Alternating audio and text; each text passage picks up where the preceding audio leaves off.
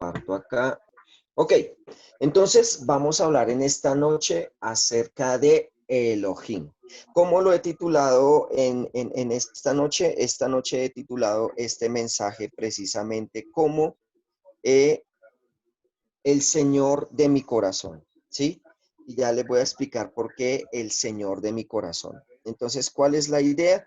La idea es que ustedes estén muy atentos y podamos empezar a trabajar este pedacito. Dice Elohim. Recuerde usted que el hebreo no es como el nuestro que escribimos nosotros regularmente de izquierda hacia derecha, ¿cierto? Sino que en hebreo se toma de derecha a izquierda. Esta palabra en el alfabeto hebreo es Aleph, esta que le estoy señalando acá. Con estas vocales da la connotación él. Y yo a ustedes les estaba diciendo que él regularmente es Dios, ¿cierto? Este Jin es un plural que significa dioses. Entonces, aquí hablamos de Dios, de dioses. Elohim en el Antiguo Testamento hacía referencia a Dios de dioses. ¿Listo? Es muy importante entenderlo. Desde el principio, Dios se ha mostrado como Elohim, desde el primer versículo. ¿Cómo así? Mire, Elohim desde el principio. Dice, en el principio, Elohim, Dios, creó los cielos y la tierra. Y la tierra estaba desordenada y vacía. Y las tinieblas estaban sobre la faz del abismo y el Espíritu de Dios se movía sobre la faz de las aguas. Entonces, desde Génesis 1:1, nosotros ya estamos viendo esa implicación de Elohim, ¿sí? De Dios o Señor de señores, Dios de dioses, perdón. Y lo vemos marcado de esa manera. No, cielo.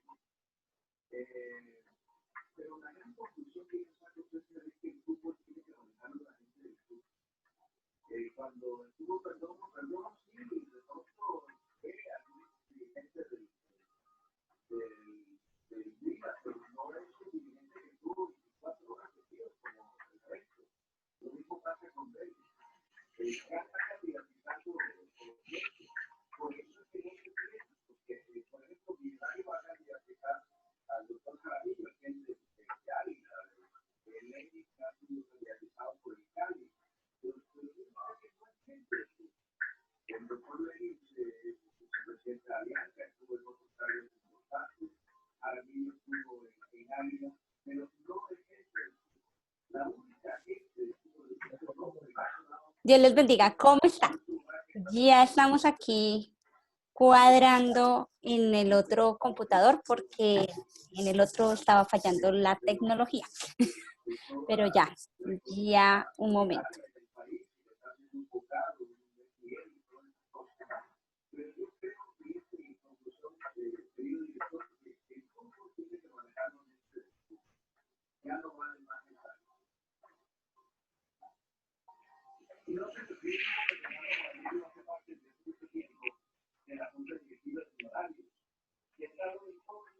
Elohim era Dios de dioses. Como nosotros estábamos viendo antes, recuerden ustedes que regularmente había una especie de batalla, ¿se acuerdan? Y lo habíamos hablado así, que había una especie de batalla entre dioses y les hacía mención cuando hablamos de yo seré el que seré, acerca de cómo Dios le estaba enseñando a Moisés precisamente la importancia de mostrarse él como Dios, ¿sí? ¿Qué significaba eso? Eso significaba que desde el Antiguo Testamento había una lucha por mostrar quién era el verdadero Dios. Elohim se le llamó a muchos dioses en la antigüedad, ¿sí? Elohim se le llamó a personas de una u otra manera que estaban implícitas, perdón, a seres espirituales que estaban implícitos en muchos de los relatos bíblicos, ¿sí? Entonces,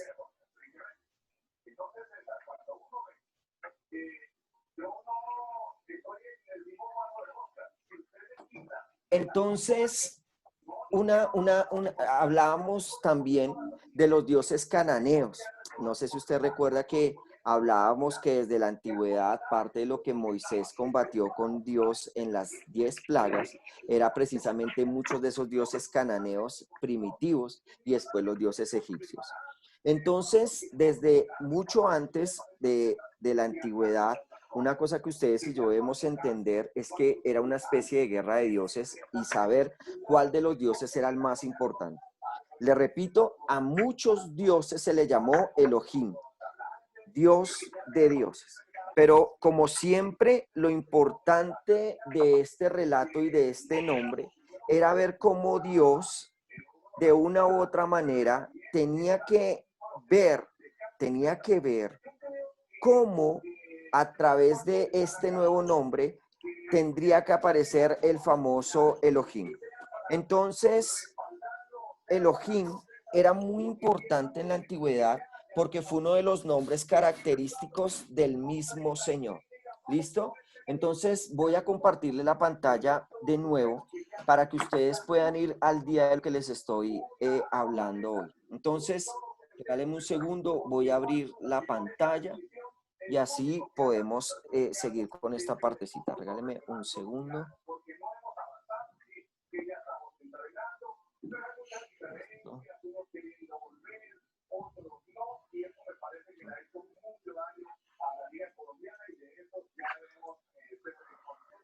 Entonces, les estaba explicando hace un momento, regálenme dos, ahora sí, listo. Entonces les estaba hablando que antes había unos dioses cananeos, ¿cierto? Esos dioses cananeos, voy a hacerle referencia a los que se les llamaba Elohim. Entonces vemos, por ejemplo, Anu, que era un dios cananeo muy antiguo que se hablaba del padre de los dioses y a él se le llamó Elohim. Veíamos también a Baal, una divinidad que no era solo de los antiguos babilonios, sino que después se hizo divinidad para muchos caldeos, para fenicios, filisteos, aún para los mismos israelitas y para los sidonios. Más adelante se iba a hablar de Zeus, que hacía parte de la mitología griega, que también se denotaba padre de los dioses. A estos tres que yo les estoy hablando, estos tres se les llamó Elohim.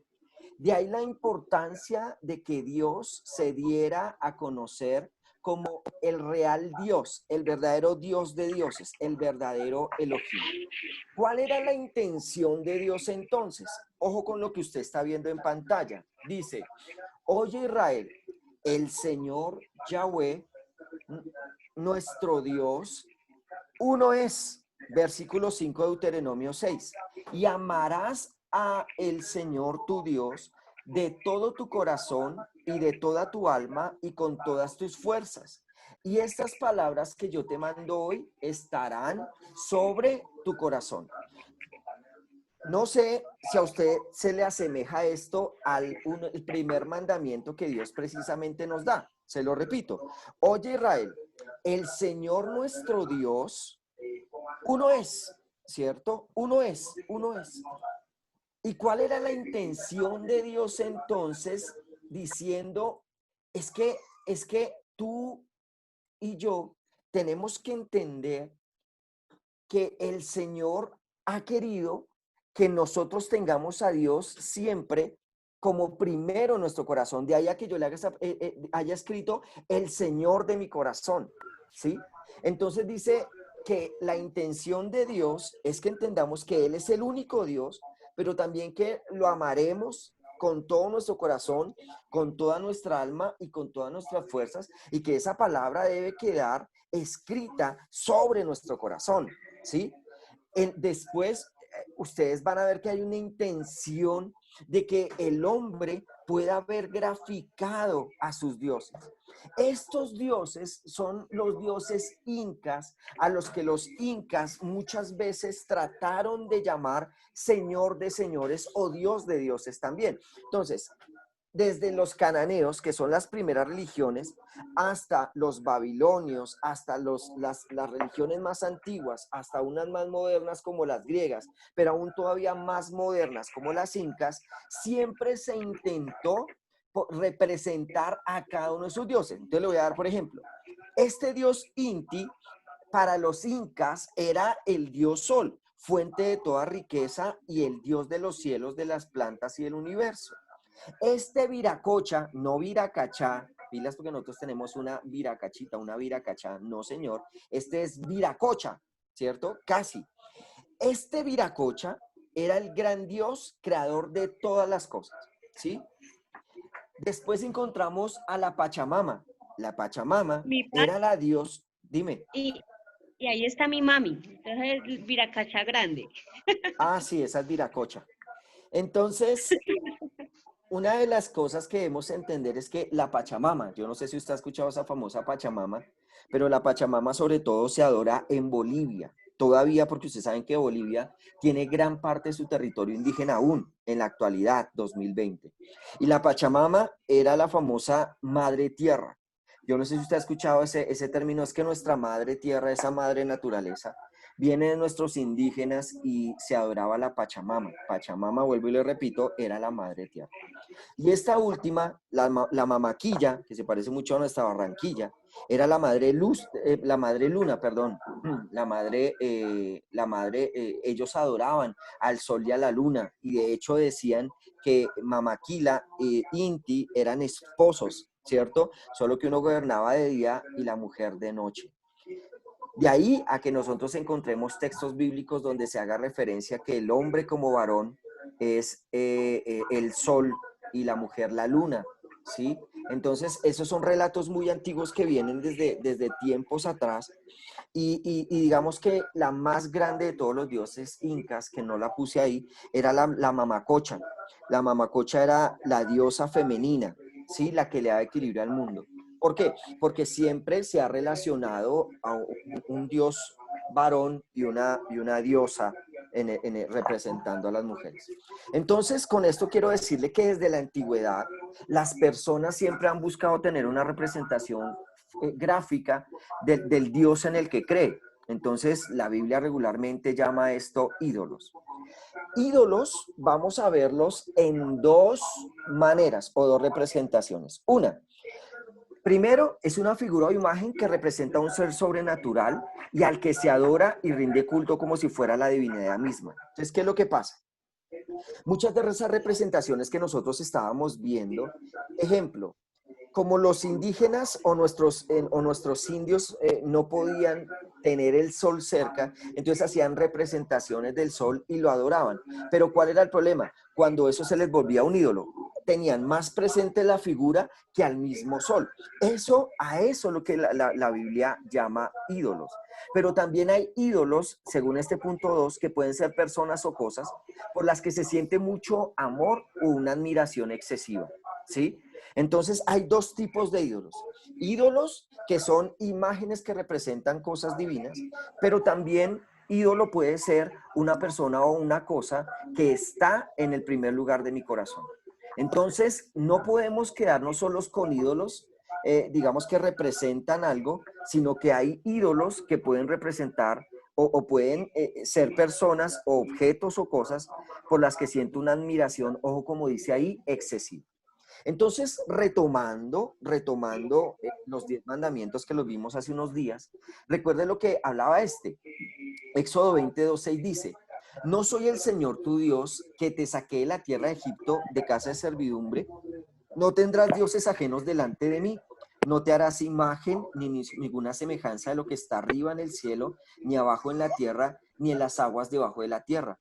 No te inclinarás a ellas, ni las honrarás, porque yo soy el Señor tu Dios, fuerte, celoso, que visito la maldad de los padres sobre los hijos hasta la tercera y cuarta generación de los que me aborrecen. Y hago misericordia a millares a los que me aman y guardan mis mandamientos. Entonces, ¿por qué Dios hizo este mandamiento? Porque es que resulta que desde la antigüedad ya había una lucha del hombre por tener una representación de Dios en la tierra, y de ahí a cuando Moisés bajó de traer los 10 mandamientos, yo no sé si usted se acuerda, estos benditos, como Moisés duró 40 días en el monte, ya pensaron que Moisés se había muerto y empezaron a hacer un becerro que lo veíamos hacía parte de la mitología egipcia, y empezaron a inclinarse, y cuando Moisés baja, el enojo de él era muy grande al ver que estos benditos acababan de conocer a Dios, de ver cómo abría el mar, de cómo les proveía, y ya estaban adorando un becerro. Entonces, parte de la intención de este mandamiento es que Dios le estaba diciendo, mire, yo necesito que usted me adore en espíritu y en verdad. Y eso es lo que dice Juan 4, cuando le enseña al hombre, es que Dios está buscando verdaderos adoradores, adoradores que le adoren en espíritu y en verdad, porque Dios es espíritu. ¿Sí? Entonces, mire que en ese mismo Éxodo 20, más adelante el 23 dice, no hagáis conmigo dioses de plata, ni dioses de oro os haréis. O sea, la intención de Dios es que nosotros aprendamos a adorarlo en nuestro espíritu, ¿sí? De ahí a que nosotros veamos que el hombre ha intentado siempre, vuelvo y le repito, representar sus dioses o al mismo Dios, porque hay como esa dependencia de ver y de creer algo que yo puedo sentir y palpar, pero no he entendido que Dios es eterno, que Dios es espíritu. Por lo tanto, la intención de Dios es que aprendamos a adorarlo en espíritu, ¿sí? Entonces, es muy importante que podamos entender que, por ejemplo, mire lo que dice el Salmo 115. Dice, los ídolos de ellos son plata y oro, obra de manos de hombres. Tienen boca, mas no hablan. Tienen ojos, mas no ven. Orejas tienen, mas no oyen. Tienen narices, mas no huelen. Manos tienen, pero no palpan. Tienen pies, mas no andan. No hablan con su garganta. Semejantes a ellos son los que los hacen, y cualquiera que confíe en ellos. Entonces, vuelvo a lo mismo, la intención del hombre siempre ha podido ser representar a Dios, pero lo que ha querido enseñarle Dios al hombre es no, adóreme en espíritu, adóreme en verdad, entienda que aquí es donde juega la fe. Y aunque yo le decía a alguien, aunque yo no estuve en la cruz del Calvario, yo creo que Jesús está vivo y está en mi corazón, ¿sí? Porque vuelvo y le repito, Dios siempre nos ha mostrado que Dios es espíritu y no necesita una representación de él, porque Dios es real y podemos adorarlo y podemos alabarlo y podemos hablar con él y sabemos que él nos escucha, ¿sí? Pero también podemos encontrar algo acá interesante que nos pega a todos. Es esa segunda parte que estábamos hablando de lo que es un ídolo, un ídolo. Un ídolo pueden ser personas o cosas. Y les voy a dar un ejemplo que a mí me impacta, porque aquí podemos caer todos. Dice Génesis, tiempo después, Dios probó la fe de Abraham. Abraham lo llamó Dios. Esto es Génesis capítulo 22, ¿listo? Para que ustedes lo tengan ahí como referencia. Tiempo después, Dios probó la fe de Abraham. Abraham lo llamó Dios. Sí, respondió él, aquí estoy. Toma tu hijo, tu único hijo, sí, a Isaac, a quien tanto amas, y vete a la tierra de Moriab. Allí lo sacrificarás como ofrenda quemada sobre uno de los montes, uno que yo te mostraré. A la mañana siguiente, Abraham se levantó temprano, ensilló su burro y llevó con él a 2 de sus siervos, junto con su hijo Isaac. Después cortó leña para el fuego de la ofrenda y salió hacia el lugar que Dios le había indicado. Al tercer día de viaje, Abraham levantó la vista y vio el lugar a la distancia. Quédense aquí con el burro, dijo Abraham a los siervos. El muchacho y yo seguiremos un poco más adelante. Allí adoraremos y volveremos enseguida. Versículo 6. Entonces Abraham puso leña para la ofrenda sobre los hombros de Isaac, mientras que llevó el fuego y el cuchillo. Mientras caminaban juntos, Isaac se dio vuelta y le dijo a Abraham, Padre. Sí, hijo mío, contestó Abraham. Tenemos el fuego y la leña, dijo el muchacho. Pero ¿dónde está el cordero para que la ofrenda quemada? Dios proveerá un cordero para la ofrenda quemada, hijo mío, contestó Abraham. Así que ambos siguieron caminando juntos, y cuando llegaron al lugar indicado por Dios, Abraham construyó un altar y colocó leña encima. Luego ató a su hijo Isaac y lo puso sobre el altar encima de la leña. Y Abraham tomó el cuchillo para matar a su hijo en sacrificio. En este momento el ángel del Señor lo llamó desde el cielo. Abraham, Abraham. Sí, respondió Abraham, aquí estoy. No pongas tu mano sobre el muchacho, dijo el ángel. No le hagas ningún daño, porque ahora sé que de verdad temes a Dios. No me has negado ni siquiera a tu hijo, tu único hijo. ¿Qué es esto y por qué tomo esta enseñanza como referencia? Y es que me parece curioso que de una u otra manera podemos entender a un Abraham que Dios le había hecho la promesa más o menos a los 75 años que iba a ser papá de generaciones y que su esposa iba a ser Sara. Ya conocemos la historia de Ismael, ya conocemos la historia de Agar, pero la esperanza de Abraham, perdón, de Abraham, era que Dios le diera un hijo con su esposa Sara y que a partir de ahí se cumpliera lo que Dios le había dicho, que él iba a ser padre de generaciones. 75 años cumplió, pero solo hasta que tuvo 101 años se cumplió la promesa del nacimiento de Isaac. Piensen esto. Pasaron 26 años para que Dios cumpliera la promesa que le diera un hijo. Entonces, imagínese a un Abraham cómo era de consentidor. Imagínese a un Abraham que era un casi papabuelo. Hago una pregunta. Me han dicho que los abuelos son alcahuetas. ¿Ustedes qué piensan? ¿Será que sí? ¿Será que no? ¿Será que usted se sorprende de su papá que tal vez nunca hizo lo que sí hacía con sus hijos? Entonces, es increíble ver que Abraham era un papabuelo. Usted se imagina que él iba a todo lado y se llevaba en hombros a su hijo Isaac, que muchas veces iba a amarrar vacas, a amarrar corderos y muy seguramente para todo lado andaba con Isaac. ¿Por qué? Porque era el hijo de su promesa. Pero ¿qué pasa? Isaac tal vez se había vuelto el ídolo de Abraham. Porque mire cuando al principio vemos que Dios le dice, Abraham, toma a tu hijo único, sí, a Isaac, a quien tanto amas. Es como si Dios le estuviera diciendo a él, oiga, es que imagínese que usted tiene un hijito y yo necesito que usted entienda que ese hijito está por encima de mí. Y acuérdese lo que yo a usted le enseñé. Yo a usted le enseñé que el primero en su corazón debería ser yo. Pero tal vez usted lo tiene primero.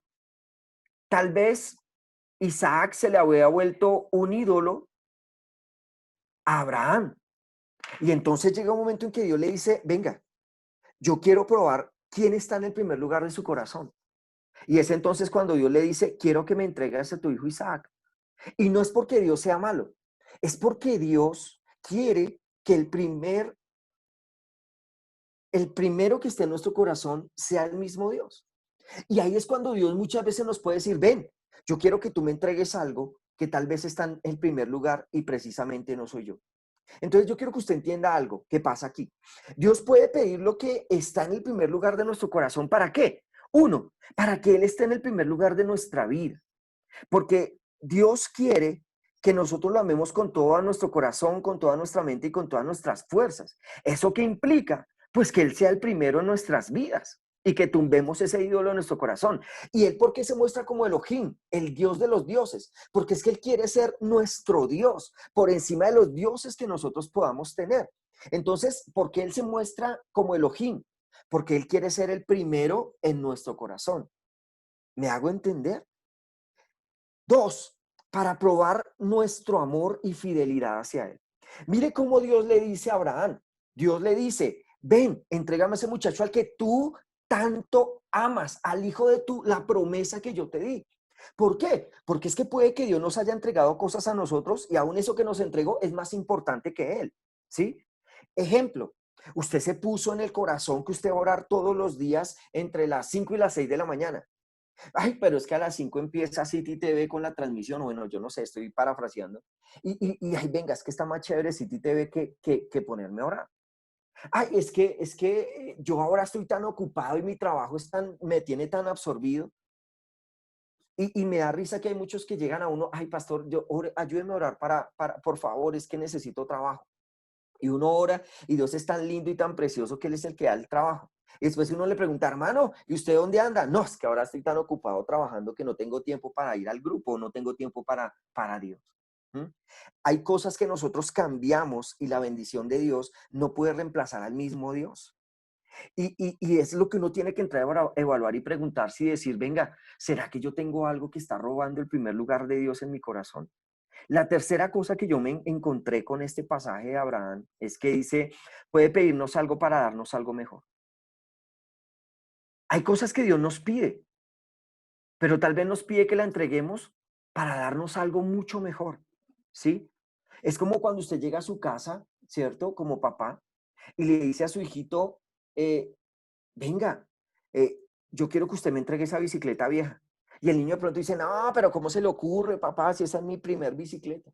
Y de pronto el papá tiene una bicicleta mejor allá afuera y lo único que quiere es que usted le entregue esa bicicleta para regalársela a otro y a usted darle una mucho mejor.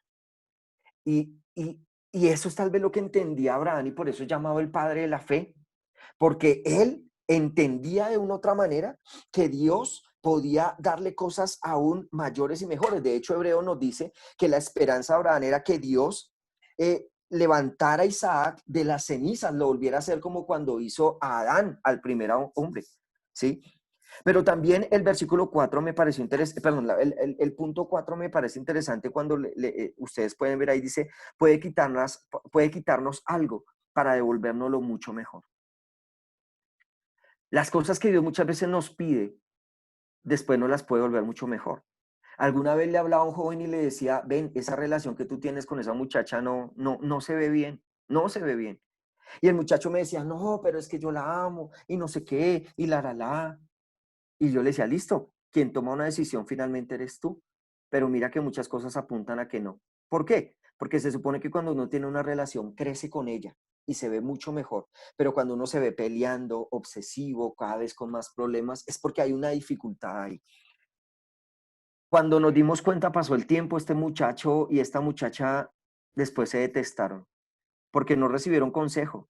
Tal vez si yo le decía a él, si ustedes hubieran dado su brazo a torcer, ustedes hubieran podido mejorar las cosas y hubieran podido tener una edad madura para tener una buena relación. Y quiero darles un ejemplo con esto. Alguna vez cuando empecé en una iglesia, cuando empecé mi vida cristiana, habían dos líderes muy espectaculares. Y recuerdo tanto que esos líderes, todo el mundo decía, no, estos son el uno para el otro. Y un día el pastor les dijo, que a mí me pareció algo fuerte, venga, ¿por qué no se separan 6 mesecitos? O un año, bueno, ya no lo recuerdo. Y muéstrenle a la gente que ustedes están el uno para el otro hechos y que ustedes se pueden esperar y guardar. Efectivamente, yo pensé que ellos no lo iban a hacer, pero ellos, perdónenme, efectivamente sí lo hicieron. Y fue más duro cuando el pastor les dijo, no, pero venga, no se hablen, muestren que realmente lo de ustedes no es algo pasajero, sino que es algo real. Pasó el año, yo alcancé a durar ese año en la iglesia y yo después escuché de ellos y ellos son uno de los pastores más fuertes y entendía ese pasaje que les acabé de decir. Puede quitarnos algo para volverlo mucho mejor, ¿sí? Hay cosas que Dios hace y que no tienen sentido, pero algo que nosotros debemos entender es que muchas veces la intención de Dios es quitar de nuestra vida los ídolos. La intención de nuestro Dios es muchas veces quitar lo que realmente no nos va a traer bendición y lo que de una u otra manera puede estar trayendo tropiezo en nuestra vida. Entonces la pregunta, antes de que finalice esta primera parte de nuestra reunión es, venga, ustedes y yo estaríamos dispuestos a entregar esos ídolos, eso que está primero en el corazón y que muchas veces se puede volver un problema. Y mire la clave espiritual de hoy. Pero si te niegas a servir al Señor, elige hoy mismo a quién servirás. ¿Acaso optarás por los dioses de tus antepasados sirviendo del otro lado del Éufrates? ¿O preferirás a los dioses de los amorreos en cuya tierra ahora vives? Pero en cuanto a mí, dice Josué, pero en cuanto a mí y a mi familia, nosotros serviremos al Señor. Eso me pareció espectacular. Nosotros elegimos a qué Dios queremos servir. Y me gusta mucho porque Josué está viviendo, recuerden que él es el sucesor de Moisés. Y él es el que reemplaza a Moisés y vive lo mismo que Moisés tuvo que vivir. Está rodeado de miles de dioses, pero le dice al pueblo, oiga, en cuanto a mí, yo voy a servir, yo y mi casa serviremos al Señor. Ustedes miran a quién quieren servir, pero mi casa y yo serviremos al Señor. ¿Y por qué dice primero yo? Porque es que el primero que va a empezar a servir